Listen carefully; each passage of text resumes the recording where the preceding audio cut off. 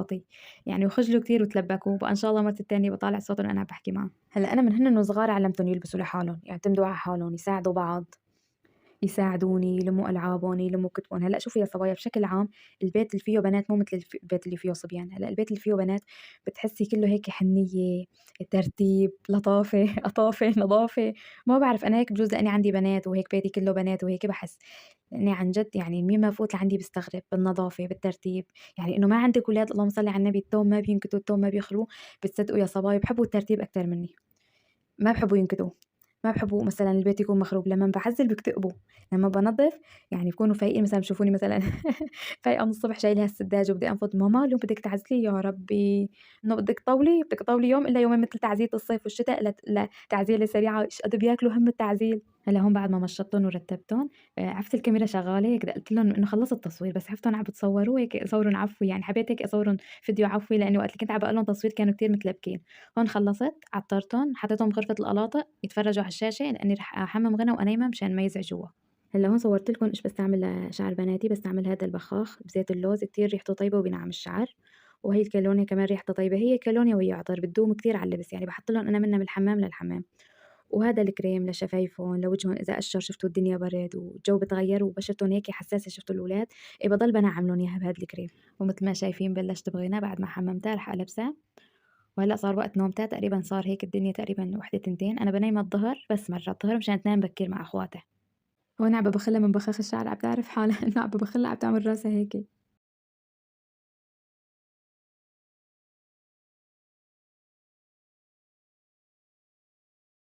هلأ هون خلّصت عملت لها حليب ورح تنام.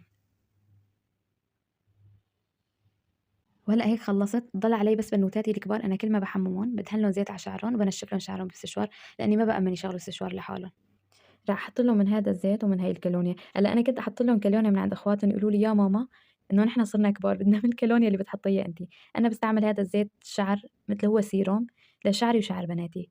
كتير ريحته حلوة يعني وبنعّم الشعر وشلون بدي أقول لكم بيحمي، خصوصي إذا بدِك تستعملي السشوار.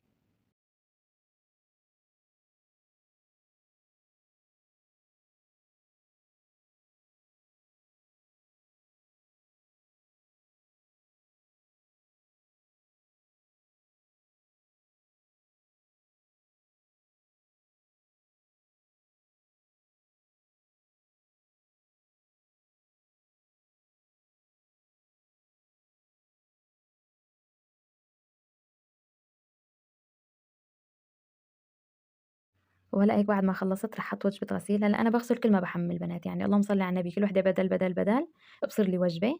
صبايا هلأ أنا باحط من هذا أومو بأول درج، وبالدرج التالت باحط finish تبع البقع، وبالدرج النصاني باحط المُعطّر. وهون باعمل باعمل جو رومانسي للغسالة مشان تغسل على رواق، باحط لها مُعطّر وباشغّل لها شموع. وهلأ هيك بعد ما خلّصت رح أبلش بالطبخة. هلأ أنا عندي طبخة من امبارحة، عندي فاصوليا حب ورز، بس البنات ما بيحبوها كتير، بقى حبيت أعمل لهم معكرونة. وأنا وعم باطبخ المعكرونة رح أحكي لكم عن صبية يمكن أغلبكم بيعرفها وأغلبكم متابعة. هي يمكن أول صبية بتعمل روتينات يوميات على اليوتيوب. أنا بالنسبة إلي يعني أول وحدة حبيتها وشفتها وتابعتها على اليوتيوب هي أماني، أماني السورية. هلأ أنا قبل ما نكون أنا وياها رفقا أنا كنت متابعتها على اليوتيوب. والله يا صبايا لمّا كنت أتفرج على المقطع على اليوتيوب أحطه وأنا عم باجلي وأنا عم باطبخ كذا وأشغله أتسمع على صوتها. عن جد ولا أروع من هيك صبية. يعني لطافة وذوق واحترام. يعني وعبالكم يعني قد ما حكيت لكم عنها ما بوفي، صديقة ونعم الصديقة. لمّا اتعرّفت عليها يعني وحكينا مع بعض إسا يعني كنت آخدة عنها فكرة قبل باليوتيوب. بعد ما اتعرّفت عليها وحكينا حبيتها أكتر من اليوتيوب وقت اللي كنت أسمع صوتها.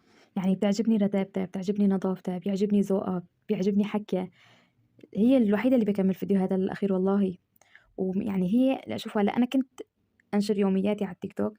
كتير استصعب الأمر على اليوتيوب. لمّا حكيت معه قالت لي: "ما هو صعب بالعكس سهل وجربي وحاولي وأحسن لِك من التيك توك وهون أحلى وتحسّي عالمِك الخاص." وكذا، وساعدتني كتير ونصحتني كتير. يعني عن جد الله يجبر بخاطرها والله العظيم. يعني صعب بهالأيام تلاقي هيك يعني صبية أو وحدة تساعدك من قلبها بدون مقابل، بدون مصلحة. هلأ أنا بس أخلّص نشر الفيديو رح أحط لكم رابط صفحته عندي، أنا ما باقول لكم روحوا تابعوها لا والله، هلأ روحوا شوفوا إذا حبيتوا تابعوها، إذا ما حبيتوا ولا تتابعوها، لإني شوفي هلأ الإنسان لمّن بيكون محبوب ما في داعي يعمل دعم لحاله، أنا ما عم بادعمه، أنا بما إنه حكيت عنها أكيد أحط لكم صفحته، لإني رح تسألوني ابعتي لنا صفحته وكذا، بقى أنا من حالي رح أحط لكم صفحته وأنتم شوفوا واحكموا يعني لحالكم. خلصت الطبخة تقريبًا وأنا عم باحكي عن أماني. هلأ عرفت المعكرونة عم تنسلق وجيت دغري نشّرت الغسيل عشان ما يضل بالغسالة. هلأ أنا بما إنه الوجبة صغيرة حطيتها على السوفاج لإن الدنيا مطر عنا. هلأ هيك المعكرونة استوت، رح أغسلها وأصفّيها وأبلش بالطبخ.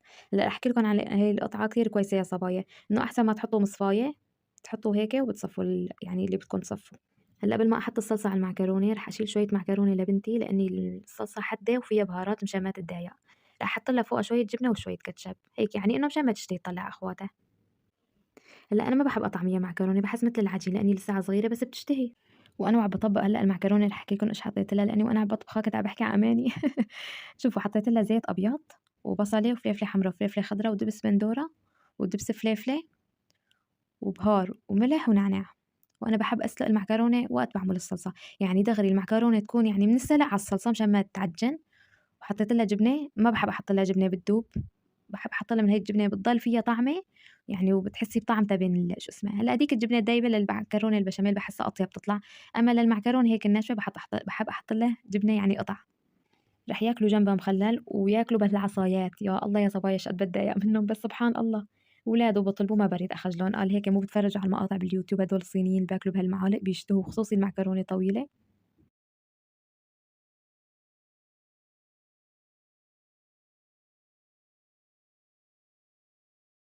هلأ هيك خلّصت كل وحدة إجت أخدت صحنة، صحة وهنا على قلبٌ يا رب، وخلّوا لي المخلل قال ماما جيبي لنا المخلل. رح أروح أطعمين وراجعت لكم. هلأ هون طعميتن ونيّمتن وجليت الجليات قُلت رح أمسح المجلي هيك مسحة سريعة، يعني شفتوا صلصة ومعكرونة إلا ما يكون هيك نقّط شوي مسحته مسح ما يعني ليّفته. مع إنه أنا باحس المسح بهيك منظفات أنضف من التلييف، يعني باحس التلييف بالليفة وبالسائل ما بينضف متل هدول المنظفات، باحس إنه هدول المنظفات بينضفوا أكتر، وباحب أمسح أكتر ما أليّف، ما باعرف ما باحب كَت المي كتير، باحب المسح أكتر باحسه بنضف أكتر من إنه هيك تليفي وتكتي مي ما باعرف، بجوز لإني هون نحن بتركيا ما بنكب مي كتير تعودنا على المسح.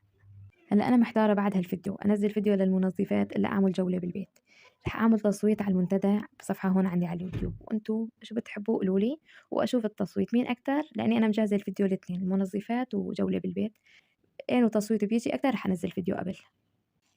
هون خلّصت الحمد لله عن جد والله راحة نفسية لمّا هيك بيكون البيت مضبوب، هيك بناتي نايمين وما يضل عندي شي، والله راحة نفسية يعني بتحسّي بلذة التعب اللي تعبتيها طول النهار، هلأ الأيام شكل نوعي أيام تتعبي فيها، أيام يكون ما عندِك شي وهيك الدنيا ماضية إيش بدنا نساوي. هون بعد ما خلّصت إجا جوزي سخنت له فاصوليا إلي وإله وأكلنا الحمد لله، وهيك بعد ما خلّصت الحوسة وضبّيت كل شي قلت أعمل كاستين نسكافيه إلي ولجوزي ونبرك هيك على رواق بعد ما نيّمت البنوتات والله وتعبت معهم فتعبت طول النهار، اليوم عن جد فرطت يعني يوم اللي باحمّل الولاد كتير باتعب كتير، كتير، ويعني وباخصّص يوم اللي الحمّام يكون عندي طبخة مشان ما أتعب، صحيح عملت لهم معكرونة بس سهلة وهيك.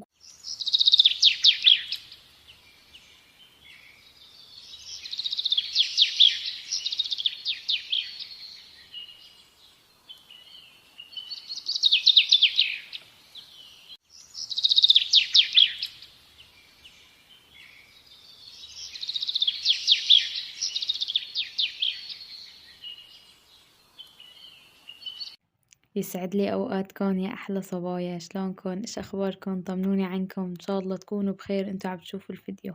وقبل ما أبلش الفيديو حابة أتشكركم من كل قلبي على الدعم والكلام الحلو، عن جد يا صبايا والله أبهرتوني، الله يجبر بخاطركن يا رب ويعطيكن إن شاء الله مراد قلبكن كلياتكن يا رب. وهلأ خلينا نبلش الفيديو. هلأ أنا أول ما بفيق الصبح طبعا بعد ما يروح جوزي على الشغل وأعمل قهوة لجوزي قبل ما يروح على الشغل، أول شي بضب غرفتي، ببلش من غرفتي يعني لأن غرفتي أسهل شي بكون ما فيها شي إنه ضب هالتخت، مسح الغبرة، هلا ما بمسح الغبرة كل يوم يعني ولا بعمل مكنسة الكهرباء كل يوم، يوم إيه يوم لا لأني غرفة نوم نظيفة يعني ما راح يكون فيها تعجيق، وخصوصي بعد ما عملت غرفة لبناتي يعني صايرة يمكن كل يومين ثلاثة عم بظبطها لأني عم بتضل نظيفة يعني لا فيها لبس ولادي ولا فيها أغراض ولادي، أول يعني ولادي فايتين طالعين يجيبوا أغراضهم. هلا شوفوا أنا قاسمة حوض البيت لنصين، الصبح باطبّق غرف النوم، والمسا قبل ما أنام المطبخ وغرفة القعدة والصالون، يعني مشان ما أشتغل كل شي الصبح أو كل شي المسا، هيك يعني منظّمتُن هيك. هلأ أوقات أيام باتعب يعني مثلًا بالليل ما باعي في المطبخ وغرفة القعدة، لتاني يوم كلّن باشتغلن مع بعض، بس باتعب والله. يعني أوقاتًا شُفتوا الوقت الوحدة اللي بتتعب بالليل ما بصير لها نفس، لا تطبّق مطبخ ولا تطبّق يعني هلأ أنا صحيح هيك مرتّبة، بس إنه ما كل شي عندي على السيستم، أيام باتعب، أيام بامِل. بس دوم بانشّط حالي باقول قومي اتنشّطي، اشتغلي، يعني ما باعرف لإنّي بس هيك بردت همتِك وتركتِ بدِّك ترجعي تعيدي وتتعبي، باقول يالّا خلّيني أقوم، بس واحد أيام والله قد يعني ما نشّط حاله خلص بس بردت همته خلاص راحت عليه. وحابة أحكي لكم عن تجربتي بالعطور أخدتُن من LC هذا المُعطّر وعطر رجالي ونسواني، يا صبايا عن جد ريحتُن كتير كتير حلوة وبانصحكم فيه أكتر شي بهذا المُعطّر.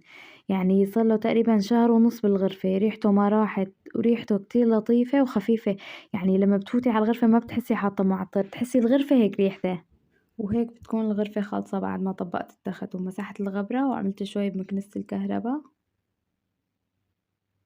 وبخيت معطر. هذا المعطر يا صبايا كتير ريحته حلوة، كتير كتير ريحته حلوة، يعني وبدوم كمان، لمّا بتبخيه يعني بضل تقريبًا يومين 3 بالغرفة.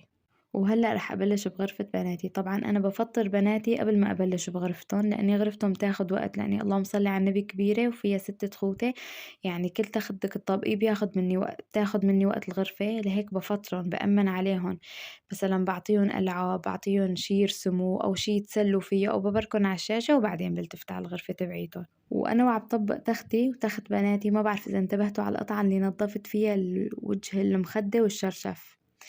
هاي القطعة بتلم الشعر والوبر كتير كتير كويسة، يعني هلأ شُفتوا اللهم صلّي على النبي أنا عندي 6 خوتة 6 بنات يعني لكل وحدة تخت، أحسن ما أشيل الشرشف وأنفضه شُفتِ أوقاتًا يعني بنات وشعر ووبر وكذا هيك، إنه بالِم فيها كتير كتير كويسة ومريحة، هي بتنوجد بالمحلات قطع المنزلية وأوقاتًا بتنزل عرض على البيم، أوقاتًا على اليوزبير كمان، وفي موجود منّا كمان بالألسي، شُفت منّا من فترة.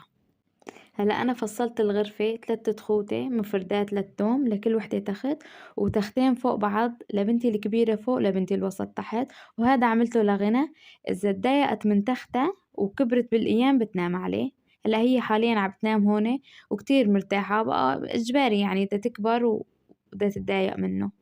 هلأ غرفة بناتي كل يوم باعملها بمكنسة الكهربا، أوقاتًا المسا أوقاتًا الصبح، حسب يعني شلون وقتي باعملها، لإني بناتي بيدرسوا هون، بيلعبوا هون، بيرسموا هون، بيقصقصوا هون، بس أكل فيها ما باخلّيهم ياكلوا، يعني أكلنا كلّه بصير يا بالصالون يا بالمطبخ. وأوقاتًا بتضل نضيفة ما بحبّوا يعني مثلًا يرسموا، يلعبوا، بيروحوا على غرفة القعدة بيتفرّجوا على الشاشة، بس أنا باحب يقضّوا أغلب وقتهم فيّا، ما باحب التفريج كتير على الشاشة، ما بعرف هيك باحس بياخد من وقتن على الفاضي، بقى باحبّن يرسموا، باحبّن يلعبوا، يعني يقصقصوا، باعطيهم حريتن عن جد أوقاتًا باعطيهم إكسسوارات يلعبوا، يضبطوا شعر بعض مثلًا، شو كمان باعطيهم إشاباتي إنه يلعبوا بالإشابات كذا، يعني باحبّن يتسلّوا بغرفتن أكتر ما يتفرّجوا على الشاشة، وهيك بكون خلّصت الغرفة كلّها رح يعني يوم اللي باحمّل الولاد كتير باتعب كتير كتير، ويعني وباخصّص يوم اللي الحمّام يكون عندي طبخة مشان ما أتعب، صحيح عملت لهم معكرونة بس سهلة. وهيك وصلنا لنهاية الفيديو، بتمنى يكون عجبكم الفيديو واستمتعتوا وما مليتوا وما تنسوني من اللايكات اللايكات لا تنسوني ولا تحسسوني إنه أنا عم باحكي لحالي، يعني هلأ أنا والله العظيم نشف حلقي 18 دقيقة عم باسجل صوت، يعني لمّا بتعلقوا لي كتير باحس إنه ما حكيت على الفاضي، إنه أنتم رديتوا لي وعجبكم وكذا هيك باتحمس، أمّا بعد كل هالحكي تيجوا ما تعلقوا لي بازعل. واللي ما له مشترك بالقناة يشترك ويفعل زر الجرس مشان يوصلكن كل شي جديد، وأنا